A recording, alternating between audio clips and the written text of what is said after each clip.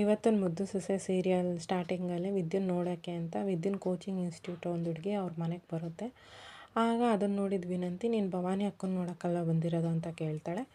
ಆಗ ಅವಳು ಹೇಳ್ತಾಳೆ, ಹೌದು, ಆದರೆ ನಾನು ವಿದ್ಯುನ ಮಾತಾಡಿಸ್ಬೇಕು ಅಂತ ಹೇಳಿದಾಗ, ಏನಕ್ಕೆ ನೀನು ವಿದ್ಯುನ್ ಮಾತಾಡಿಸ್ಬೇಕು ಅಂತ ಅಂದಾಗ, ಅವಳು 2 ವೀಕ್ಸಿಂದ ಕೋಚಿಂಗ್ ಸೆಂಟ್ರಿಗೆ ಬಂದಿಲ್ಲ ಅಂತ. ಅವಳು ಕೋಚಿಂಗ್ ಸೆಂಟ್ರಿಗೆ ಹೋಗಿದ್ನೆಲ್ಲ ಆ ಹುಡುಗಿ ವಿನಂತಿ ಹತ್ರ ಹೇಳ್ಬಿಡ್ತಾಳೆ. ವಿನಂತಿಗೆ ಇದು ಗೊತ್ತಾಗ್ತಿದ್ದಂಗೆ ಅವ್ರ ಅಮ್ಮಂಗೆ ಫೋನ್ ಮಾಡಿ ಅವ್ರ ಅತ್ತೆಗೆಲ್ಲ ಇನ್ಫಾರ್ಮ್ ಮಾಡಿ ಎಲ್ಲರೂ ಬಂದು ಮೀಟಿಂಗ್ ಮಾಡಿ ಇದನ್ನ ಹೆಂಗಾದರೂ ಮಾಡಿ ಮಾವಂಗೆ ಭಾವಂಗೆ ಇನ್ಫಾರ್ಮ್ ಮಾಡಬೇಕು ಅಂತ ಅಂದ್ಬಿಟ್ಟು ಪ್ಲ್ಯಾನ್ ಮಾಡ್ಕೊಂಡು ಹೋಗ್ತಾರೆ. ಅದೇ ಸಮಯದಲ್ಲಿ ನಿನ್ನೆ ಸಂಚಿಕೆಯಲ್ಲಿ ವಿದ್ಯಾ ಹೇಳಿರ್ತಾಳೆ ಚಂಪುನ ಹತ್ರ, ನಾನು ಓದೋ ಬುಕ್ಸ್ ತಂದುಕೊಡು, ಎಕ್ಸಾಮ್ಸ್ ಹತ್ರ ಬಂತು ಅಂತ. ಎಕ್ಸಾಮ್ಸ್ ಹತ್ರ ಬಂತು ಅಂತ ಅವಳು ಓದಬೇಕು ಅಂತ ಕಾತರದಿಂದ ಕಾಯ್ಕೊಂಡಿರ್ಬೇಕಾದ್ರೆ ಚಂಪು ಹೋಗಿ ಬುಕ್ ತಂದು ಇವಳ ಕೈಗೆ ಕೊಟ್ಟಾಗ ಅದೇ ಸಮಯಕ್ಕೆ ಇವ್ರುಗಳೆಲ್ಲ ಬಂದು ಅವಳ ಕೈಯಿಂದ ಬುಕ್ ಕಿತ್ಕೊಂಡು ಇದನ್ನು ನಾವು ಇನ್ಫಾರ್ಮ್ ಮಾಡ್ತೀವಿ ಅಂತ ಹೇಳಿದಾಗ ವಿದ್ಯಾ ಕಾಲಿಗೆಲ್ಲ ಬಿದ್ದು ಬೇಡ್ಕೊತಾಳೆ, ಇನ್ಫಾರ್ಮ್ ಮಾಡಬೇಡಿ ಅಂತ. ಅಂದು ಕೇಳ್ದಾನೆ ಅವ್ರು ಹೋಗಿ ಇನ್ಫಾರ್ಮ್ ಮಾಡ್ತಾರೆ.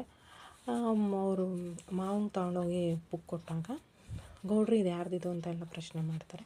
ನೀವೇ ತೆಗೆದು ನೋಡಿ ಅಂತ ಅವಳ ತಂಗಿ ಹೇಳಿದಾಗ ಅದರಲ್ಲಿ ವಿದ್ಯುನ್ ಹೆಸರು ಇದ್ದಿದ್ದು ನೋಡಿ ಅವನು ಬುಕ್ನ ತೆಗೆದು ಎಸಿತಾನೆ. ಎಸೆದ್ಮೇಲೆ